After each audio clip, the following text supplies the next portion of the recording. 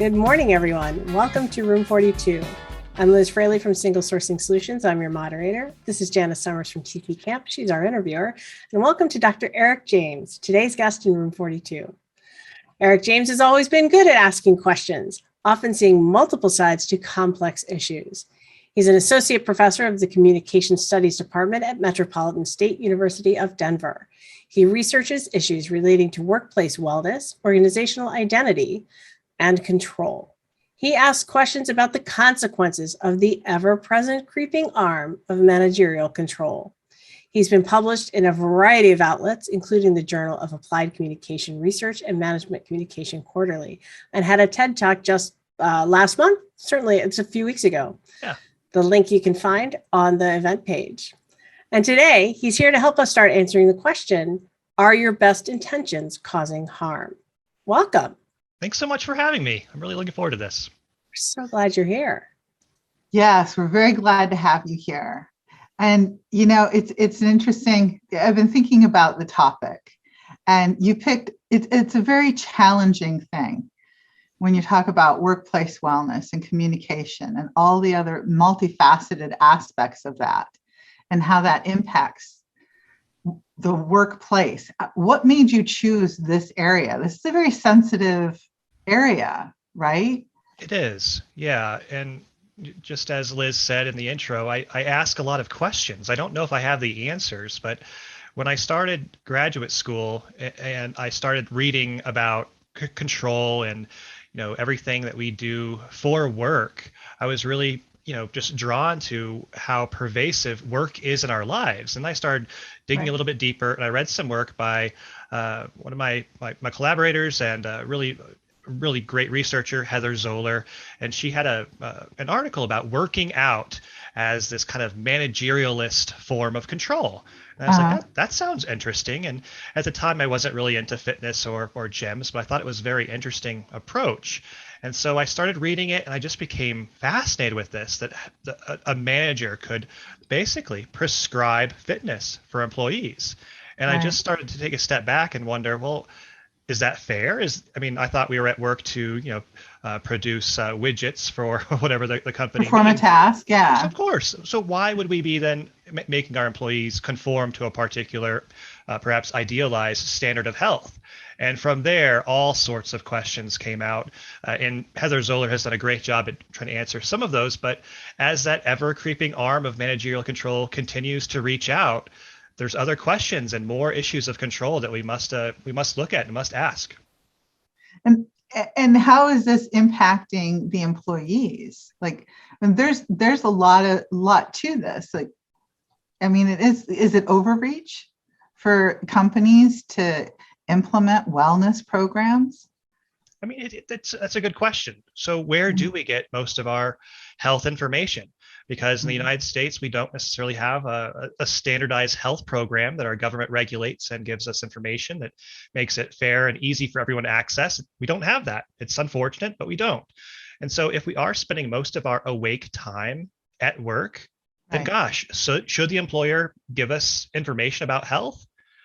I see that perspective, but then who's to say that the manager or the corporate leaders, whoever they are going to give us the most universal standards or the most individualistic approaches to health versus a panacea, a one-size-fits-all approach?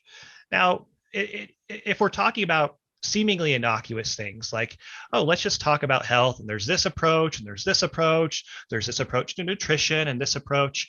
I think that's a nice, all-encompassing way to present health information. But then again, I just always wonder, what is the incentive for the employer, right, to do this? Mm-hmm. And can the employee ever trust someone who inherently has a power position over that employee? Right. So it's very hard for that person in a lower position to resist that information. Right. Because there's biases there, right? From the employer's perspective. There has to be. They have motivations, right? Healthy employees, better performers, lower insurance experience, right? Well, it's interesting. They do have a bias. We can't deny that. Everyone has a particular bias, but when I talk to leaders about this, why are you implementing this particular program? And I look at some of the more extreme forms of workplace health promotion. So we're talking about folks that are encouraging / mandate. It just depends on if you look at the explicit norms or the implicit norms, which we can talk about in just a minute, to do perhaps a more extreme workout like CrossFit at the workplace, or eat a particular diet that the company has sponsored, or wellness programs have even evolved into getting more financial information, like how employees should budget their paychecks, right? So it becomes all encompassing. And when I talk to these leaders about, hey, what was your motivation behind this? They say, altruistic. I'm doing this for my employees. I love them. I care about them. And yes, okay, I'll follow you to that point. But at the same time, then why would you be providing disincentives if they don't work out? Why would you be saying that they can't have maybe a soda pop on the shop floor? That they'll be fired if they drink or eat candy on the shop floor. So it's like, yeah, they care, but they're kind of carrying around a big stick as well. So it's like, well, okay, I'll do this for you. Right. That kind of takes the altruism out of it. It does, but yet they're given accolades, and these companies that do have so-called healthy workplaces, they're often lauded in the literature, at least in terms of like functionalist perspectives, like folks that want to tweak particular parts of organizational culture to increase efficiency, productivity, lower insurance premiums. So they're often given awards about the potential return on investment, the ROI. But if you really do start digging into the data, it's very limited. It doesn't measure, as Zoller has said in the past, like it's very hard to measure the quality of a workplace health program, right? I mean, so what are you really calculating when you throw out these ROI numbers? And if you really do start digging around, you realize that a lot of them are not based off of substantive fact. So what are the rewards that these employers are getting out of doing these? I mean, it sounds like the data shows that it really doesn't provide much benefit. Well, it's interesting. We're kind of in this postmodern world where truth doesn't necessarily matter to a lot of folks, and that's really unfortunate. But a lot of folks that do, I often call these things like airport books. When you go in an airport and you look at the bookstore, there's all these business guru books and management guru stuff, and it's all about a quick fix, right? And, enhancing teamwork, innovation, all these buzzwords that really don't mean a whole lot. And workplace wellness has become another variable that folks think they can simply tweak a small little thing, and it is going to provide so many outstanding outcomes. And the reality of it is they don't want to look at the data that suggests that it's not easy to do. It's very complicated. Nutrition and health are very personal issues. And while we are seeing a bit of a change in this kind of cultural zeitgeist and what's happening right now with COVID, privacy laws are important. I don't necessarily want to share my health history with my employer, and I don't really want to necessarily be encouraged to eat a diet that perhaps goes against maybe a cultural value that I grew up with. And so these types of questions that are so important are often glossed over by the employers. Instead, they fixate on the potential insurance premium deductions. There's actually incentives with our government with tax credits for having particular healthy workers. It started with employee assistance programs, with folks wanting their employers to stop smoking, to stop drinking, to cope with stress in better, more healthy ways. Right. But if you go back to that, it's like, well, where is your major source of stress? Work. So it's like, what comes first, chicken or the egg, right? And so it's just been kind of a Band-Aid approach. We don't want to look too far into it. Don't go too deep, because then you realize that, gosh, well, work is causing many of these problems that we're trying to put a Band-Aid on to fix. Right. So they're trying to solve it with the health and wellness programs when it's probably more of a managerial issue. Yeah, I think, stress. Management or just work in general. I mean, we have such a fixation on work in our country, across the world, really. But largely, I'd say that the American work ethic is, based on Max Weber's understanding of the Protestant ethic, that if we do a good day's work, we'll be rewarded with fruits for our family. And a lot of that still exists, that work is important. We must do it. And I'm not necessarily disagreeing with that. I think that we need to have some sort of purpose in life, and that can be raising a family, or it can be also going to work or skiing or doing whatever we enjoy doing, and also paying the bills, of course. But when you start thinking about, okay, so where does it end? If I go to work, I get this information, I have a stressful day at work, and then I come home, well, I get a few emails, I'm still working, and then at night I'm having a hard time sleeping because I'm thinking about my day or about my upcoming day. It's like I can't even escape in my dreams. It's just like we said earlier. It's an all-encompassing way of life these days. One of our like big name scholars in organizational communication and communication in general is Stanley Dietz, who is emeritus at UC Boulder, and he talks about this idea of the corporate colonization, that we have all of these decisions that we make in life are often relegated or because of work, right? How often do we move to a new place just for the sake of a new adventure or fun? But we do move because of work. We got to transfer, right? Oh, dad got to transfer. We're now going to move to Milwaukee. Maybe not the best schools, but this is what we need to do for our family. And so I've often teased that with workplace wellness, it becomes almost like the corporate colon.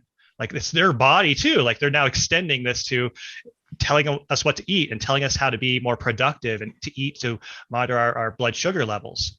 They've advanced their reach from the 8-hour day into every aspect of our life, right? Because, I imagine that having those wellness programs, you're always thinking about this, and you're attached to work because that's what you do. In exchange for your time, you get money, which pays the bills, which allows you to have a place to live and all of that and some comfort. But having wellness programs that are overreaching and aggressive reaches into your conscious when you're trying to decide, what am I having for dinner? What am I feeding my family for dinner? How much sleep am I getting? Am I going to the gym enough? Am I, going for a run? Am I, whatever the fitness is, my Fitbit tracker? Am I hitting the numbers that I have to hit in order to be on the reward board so that I get recognized in my job as a good employee because I'm getting my steps in? You know what I'm saying? You're absolutely right. Yeah. Seems like it seems like doing these things can put employees into a distress mode of constant pressure from the employer. And a lot of them have said that they do not feel this pressure. It's kind of counterintuitive, right? But here's the thing. All those things that you were talking about have kind of creeped in to our lives that we take them for granted now. It becomes the assumption. So a lot of these employees may not necessarily understand that, oh, my workplace gave me a recommendation that I shouldn't eat any more potatoes. This is a true story based on my research, and that potatoes are bad for us for a variety of reasons. So I'm using kind of scare quotes here based on a particular nutritional doctrine that this organization prescribed. But what we can do instead is to perhaps make some riced cauliflower with our dinner. Now, I'm not going to argue that riced cauliflower is probably better for us than potatoes. But then when we start feeding that to your kiddos and you start really kind of taking in this particular discourse without question, it does kind of leave me with an uneasy feeling, because now that child is consuming this nutritional program that the organization, that the corporation has basically prescribed to their employees. And so in the 1800s, we had company towns where the coal miners would basically live in tent cities or small little houses and get paid in company dollars. That they'd have to go shop at the company store. Company store, right? You know that song by I sold my soul to the company store. This is true. But now it's not as explicit as that, but it's kind of like this new neo-normative form of control, where scholars like Peter Fleming have talked about how this becomes like things that are typically outside of work now are becoming part of work. So think about the idea of play. Like fun and play. That's a new buzzword in organizational life, that we want to have fun while we work, and we want to be your true authentic selves, as long as that aligns with the company values, right? So you don't want someone who's going to be a rebel to come in and kind of buck the system, but you want someone to be themselves as long as it aligns. As long as it conforms. As long as it conforms, right? Yourself inside this conformant box. Exactly. Right. Yeah. So, and I was thinking, the Rice Cauliflower is all well and good unless your grocery store nearest to your house is a gas station that doesn't carry that. Right. That's the thing we need to talk about is people. I mean, we're not all on equal playing fields, right? Exactly. That's the biggest issue for me is that it seems fine, right? It seems fine to give all your employees a Fitbit and say, hey, walk around and make a game of it. And hey, Yeah. here's some nutritional information that follows this maybe Paleolithic diet or a zone diet. And it works. You're going to lose pounds. And but then you start thinking about, well, gosh, if I start buying these products, I mean, grass-fed beef is pretty expensive. Meat in general is pretty expensive. And Yes. I'm only getting paid X amount of dollars. That's going to make it a little bit more challenging. And what Or if you're vegan? what if you're vegan? Or what if you grew up in a culture where a staple is something like rice and beans, and then you show up for Thanksgiving or for whatever holiday you're celebrating, and you're like, boss says I can't eat that anymore. Sorry, folks. It's not really maybe that's taking it maybe a little bit too far, but at the same time, you can see how these things would just cause some incongruence in our lives about the choices that we're making, and about that employer is not thinking that there are food deserts out there, and that shopping at the organic stores versus the cheaper grocery stores is an option for people when they're simply not giving those higher paychecks to many of the employees that are being fed this nutrition information. Right. And are they thinking of the exclusionary practice, like how a lot of these programs are very exclusionary? Yeah, I don't think that's the first thing that comes to mind, and I really think that's unfortunate because I was in a meeting doing some research for my dissertation, and this company was really big into fitness for their employees. They were just evangelical about it. Part of it was because their brand probably depended on them being a fitness culture. But at the same time, when I was observing this meeting, I was frantically taking notes about everything that I was hearing and just trying not to just blurt out like, what in the heck are you guys doing? The manager said with a straight face, all right, folks, we're going to do something a little bit more aggressive here. Every time that we see someone taking the elevator to get to the second or third floor, you're going to get a fine. You're going to go in this kind of swear jar. You'll have to pay a fine for taking the elevator. We want you taking the steps. And it was really interesting at this organization, they would have actually a whiteboard at the top of the steps where you're supposed to time how quickly you got from the bottom floor to the top. And then I was just standing around, and there were some other folks that were kind of laughing and chuckling, but I honestly sensed some kind of nervous laughter. Yeah. Like, what if someone has a disability, or there's some sort of there are times in the day where you just don't feel like taking the stairs for a variety of reasons. Right. What kind of a culture is that going to be when you're surveilling who takes the stairs, the preferred employee versus an employee who chooses to take, or doesn't even choose, but just has to take the elevator? And so as I was writing this down, they just kind of the manager looked at me like what's wrong with that? Just simply missing how exclusive that practice was and what some of those consequences might have been. Yeah, because what does that do to the employees in the environment? I mean, when you've gone in and consulted with companies, have you gotten a chance to have candid interviews with employees? Like, how do you track that? It's interesting because with any kind of exclusive practice, it creates in-group and out-groups, right? It's just kind of social identity theory or self-categorization. And the in-group folks were evangelical about this. Mm-hmm. I like to call them the homers of the organization. Yes, sir. Anything you want? Yes, I'll do it. And they loved it. And they saw results. They got fit. They just really were enamored by it and were all in, it seemed like. But then you find some that are in the middle of the road that said, well, it was kind of weird that like we were all required to do this workout, but they didn't do any injury screening. And, I'm a personal trainer. They would say that they're a personal trainer. And that just struck me as a little bit odd that you can't necessarily prescribe this for everyone without knowing their individual health history. Right. And then some on the other end, the resistors maybe had worked for an organization for 20, 30 years, had children, had life happens, and maybe their bodies weren't exactly how idealized in the modern sense, or even what they preferred, but just life happens. And so when they are being told to eat a particular way, to change their diet, to work out a particular way, many of them told me they hate it. They hate working there. They didn't feel comfortable eating in front of other employees. They were eating in their cars. They were eating at their constantly desks. Judged. constantly judged. They self-categorize themselves as fatties. It's their word, and that's so unfortunate because you can still be healthy choosing your own path. And in that particular case, I think that research was really fruitful in that we saw that resistance. Those folks that were able to voice, it was hard for them to talk to me, right? Because those are very personal issues. Yes. But I then brought those issues up to the C-suite. And I remember very vividly that conversation. I was talking to this HR executive, and I said, well, are you worried that these practices might at some point ostracize particular employees? Because I have heard from some that do feel like this has changed the workplace. It is quite different. Yeah. And I'll remember exactly what he said and the way in which he said it. He said, well, is that true? Or is that just how they feel? And I thought that was a really telling perspective because in organizational communication, we have this thing about like bounded emotionality.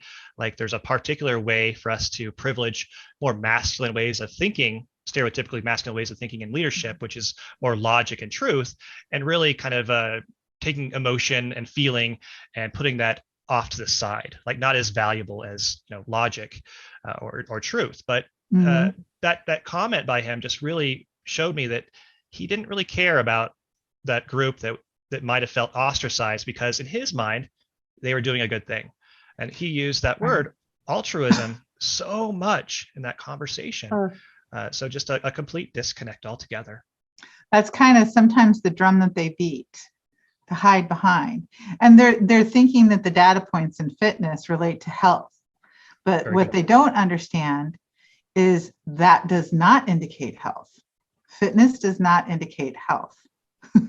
Well, what's interesting about that, it's fascinating because I love studying communication because we show the power of language, the power of words, by just naming something, we can give it a particular judgment or evaluation. And so what CrossFit has done in the past, CrossFit's an extreme workout program. Yes. They were kind of smart in more of a sinister way because they defined health. And so they said that you're sick, you're unwell if you are eating carbs, and that you're only working out by like running or something.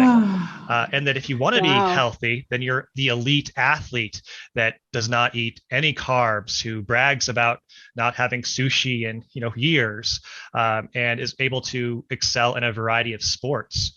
And so if you take that definition from an exercise or lifestyle ideology and incorporate that into the workplace, you run into a whole bunch of problems. Yeah.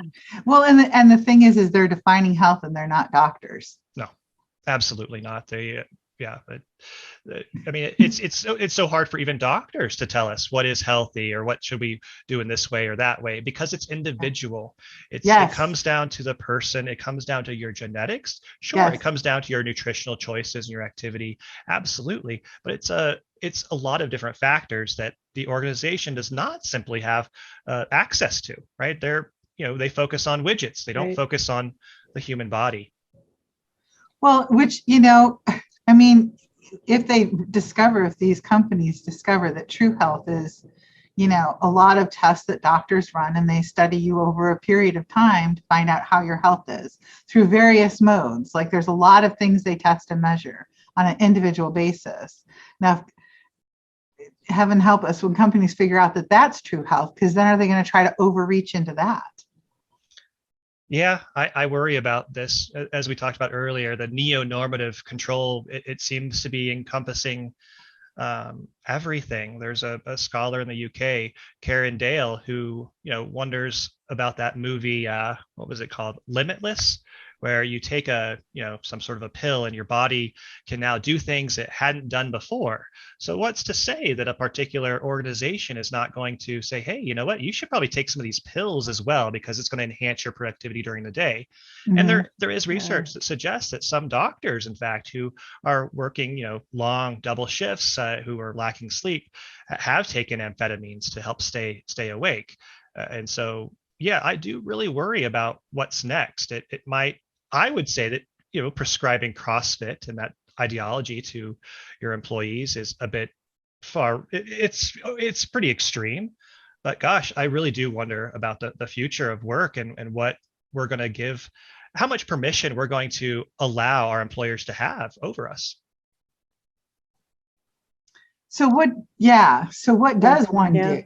That's the thing. It's like, you get a job as a technical writer at a company. I'm there to do a technical writing job. I'm not there to, go run a marathon. I'm not there to, be the next CrossFit star. I'm there to do my job, and I'm good at my job. Yeah, but then you start walking around, you see on the walls all the good employees who have had these fitness feats, as you were saying earlier, Janice, about the ideal employees and their scores for fitness, and the cool employees that are eating together with the senior leadership because they all worked out together. And yeah, you're just there to do your job. You're a technical writer. Okay. But I think you would feel a little bit excluded because you weren't part of that club, that you weren't part of the group that was in, for lack of better terms, it becomes a good old boys club. And yes, it is very gendered as well, because a lot of these fitness programs do, CrossFit says it caters to everyone, but when you really start digging down, it does privilege particular ideals, and it kind of caters to a particular class. It's very expensive usually, and to follow a paleo diet is not only destructive for the environment, but if you're eating a lot of protein, but at the same time, it's not appropriate for everyone. Wow, it feels like a socially acceptable way to be completely anti-diverse, anti-inclusive, and end up with a whole lot of people who all look like you. That's a great point, right? These companies will say that they have commitments to diversity and commitments to not being a homogenous, one size person at the organization, but that we want a variety of perspectives. But, and again, I asked someone during my interviews with them, I said, so, you can't necessarily discriminate against people that aren't going to follow these ideals and that maybe don't take fitness as, seriously as other folks. And he kind of laughed and said, we can't. And not a protected class. And so he was kind of joking about it. Like he would never admit, that they, fire or only hire fit looking people. But at the same time, we kind of use that term cultural fit as like this really weird, nebulous phrase that might actually lead to more discrimination than doing good, because these folks that are working out, if you do CrossFit, you have kind of an idealized body. It's a very small body fat percentage. It looks a particular way. And so my other research, I talk about how your body becomes almost like a resume. Like you have your vita, your resume on paper, but doesn't your body also communicate your particular values? And we can't really hide our bodies. It's unfortunate that we have to go in for our interviews, and people will make those judgments. And they do, and oftentimes those judgments are absolutely wrong. And that CrossFit person, you can't see their arteries hardening from all the food that they're eating, that diet, right? Some people drop dead anyway. You can't see all those hardening arteries and the long-term effects of all of that. But there's got to be a boundary, though. There has to be. There's got to be a good way to communicate this and to live healthy. To promote health in a company, there's got to be right. So how would you do that? How would you communicate that and be inclusive? Yeah, it's a good question. Again, I asked this question too, and there are some folks within communication, specifically health communication, that talk about this for more kind of participatory, democratic models of decision making in the organization. I'm of the belief that that's kind of a utopia, but we can hope to get there at some point, maybe, crossing my fingers.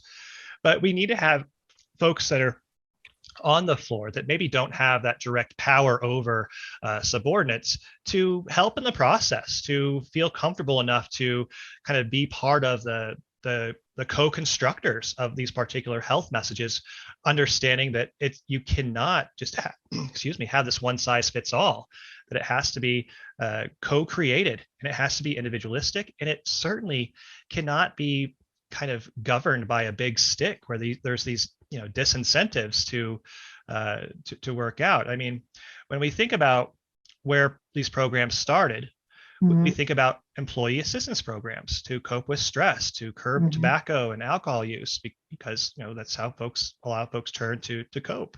And so I see that as as good, right? I mean, all this started with occupational safe and health awareness, right? And how we can stop basically being killed at our jobs and reduce injuries. And so we've come a long way since one of the number one ways to die in America was from our jobs, to trying to get people to be really happy, to have longevity, but it's taken on a much more nefarious tone. And we need to step back from it and realize that you cannot have 100% participation in everything. While you may have 90% participation, and that may seem good, I'm very concerned about that 10%. Those are the folks that are in the margins that we may not hear from. So I might want to cater to those folks and know that my role as an employer does have a boundary. And we need to, I think we do need to have some regulation there that, that we can't be fired because of the way that our body looks, or because of the ways that we choose to work out, or if I have a Coke on the shop floor. Right. Well, and it's interesting because I'm listening, I'm thinking at the same time, a lot of times some of these things come from the C-suite, right? Or you have somebody who's type A, super aggressive, into fitness, who's in a position of power in the company, who's dictating it down and coloring it however they want. But that's usually how these things come about. Yes. Absolutely. It's top down. It's so it's interesting. Kind of go with me here. Sure. So what if they took this and they took a lesson out of the skill in communication, and they say, okay, so I've got this product, right? The executive who wants this thing, but I've got this audience, and these two things are far apart. So I'll include my audience before I design a program and implement it, right? And communicate. I will design it with my customer in mind. My customer in that situation is the entire spectrum of my employee base. I'll have them involved so that I'll have a stronger program and a more inclusive program, right? Interesting idea.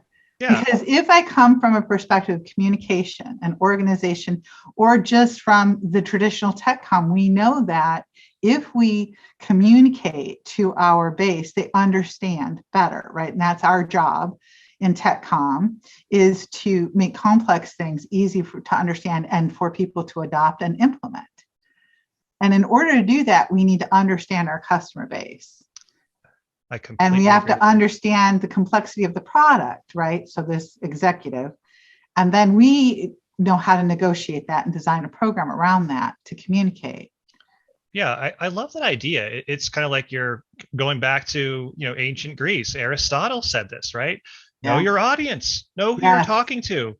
Yeah. So it's so cyclical that we forget just the basics. Like, if you're the CEO, you have a very different lifestyle than many of your employees. So during an interview, could you ask some questions to find out more about what they want in their employer? Do they even want workplace wellness? And if they could have workplace wellness, what would it look like? Could we have some sort of a process in place to get to know what those needs are, and if there is a need for it? Clearly, we have a structural problem in the United States about health and access to health information. And even recently, it's not just the marginalized communities that have this distrust in our doctors and our medical advice. A lot of folks now are having this distrust.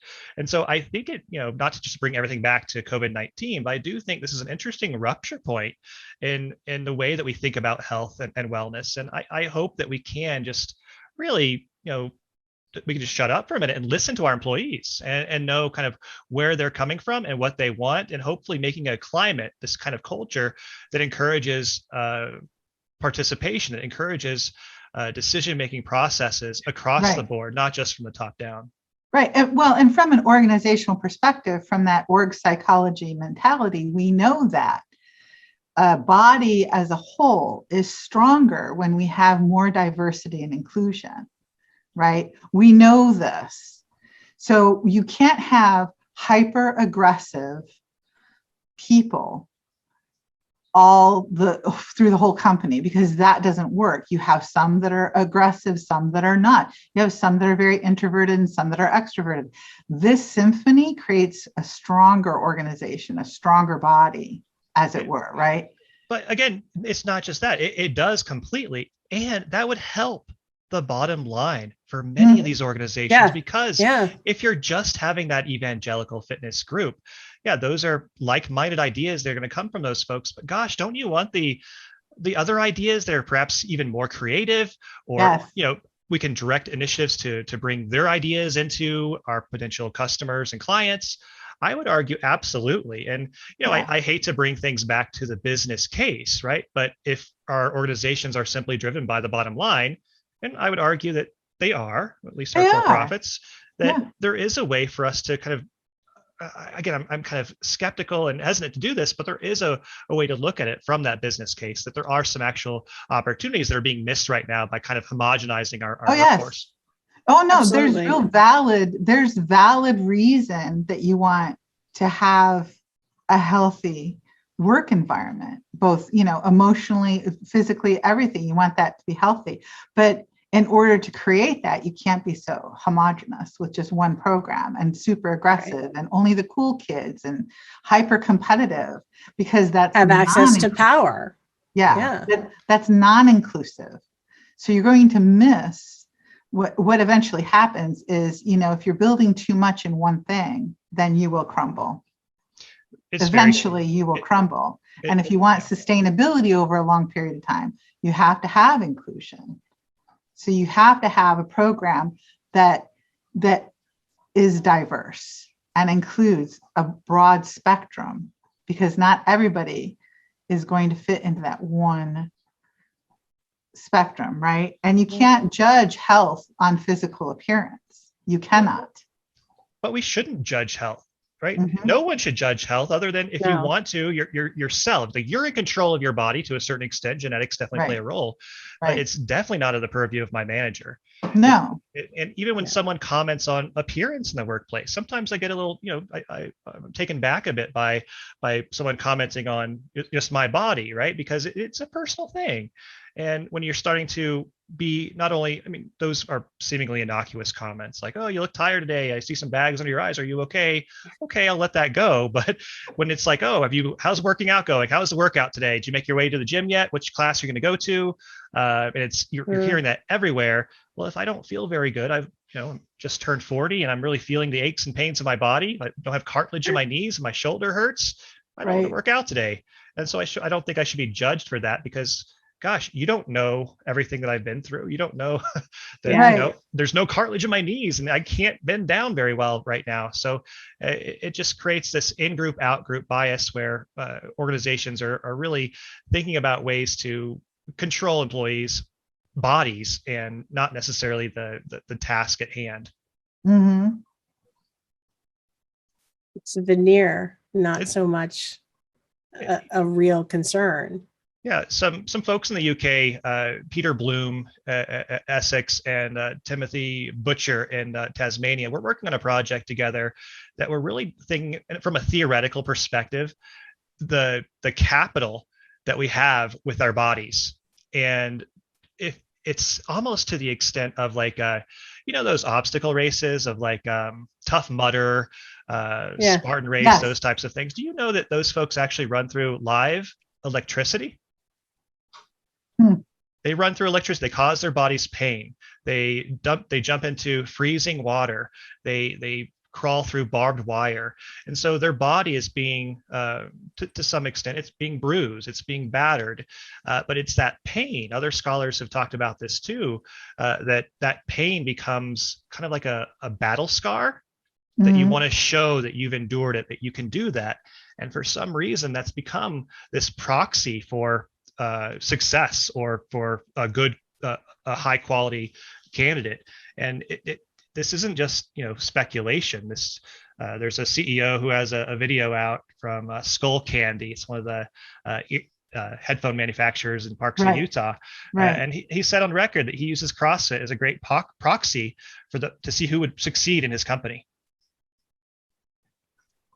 Nice.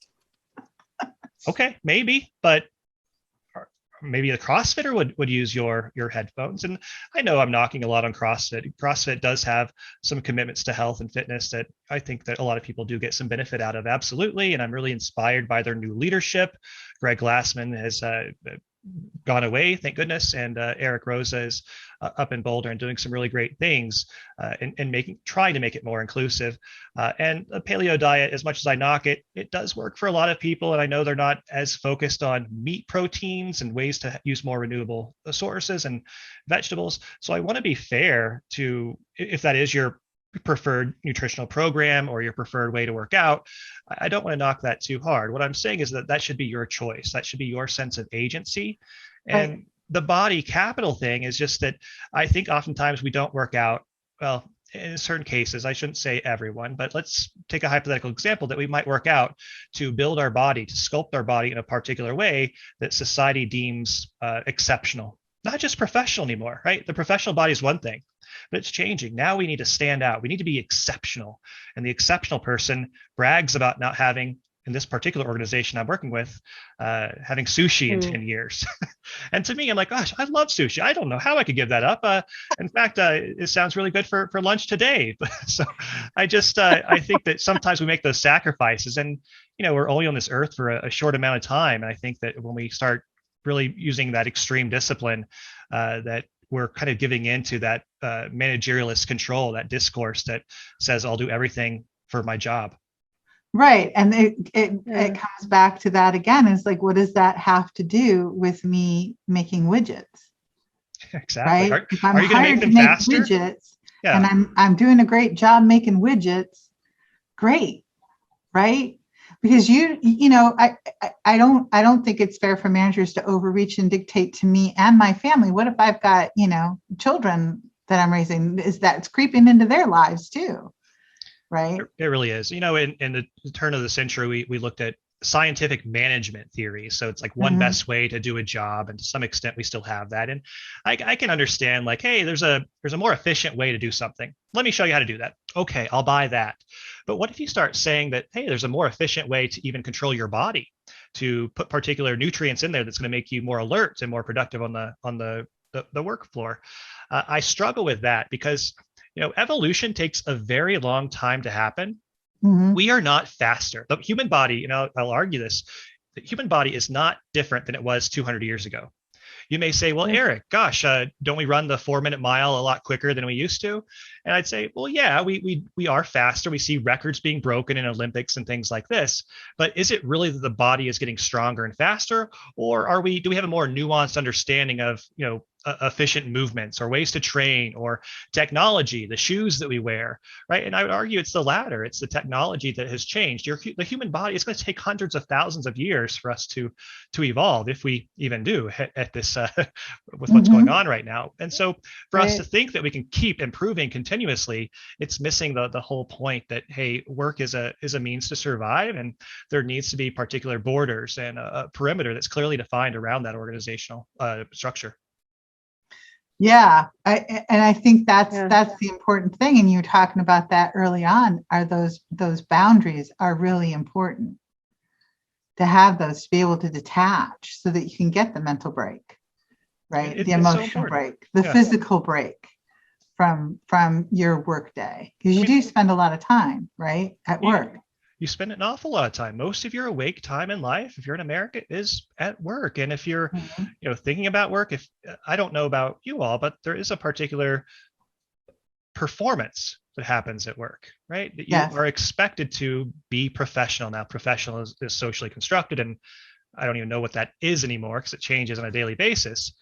But at the same time, we have to, be on for that period of time. And that's exhausting, especially for someone like me. I'm an introvert. So when I give a lecture or something like this, it wipes me out. I come home and talk to my family. I try to have energy for them, but sometimes it's hard. You need a rest. And that's an interesting thing, because the majority of performers, truth be told, are introverts. They can perform because they take on a role, but it's exhausting. So we can perform at work. We're taking on a role. We're doing our job. And it's exhausting. We need a break.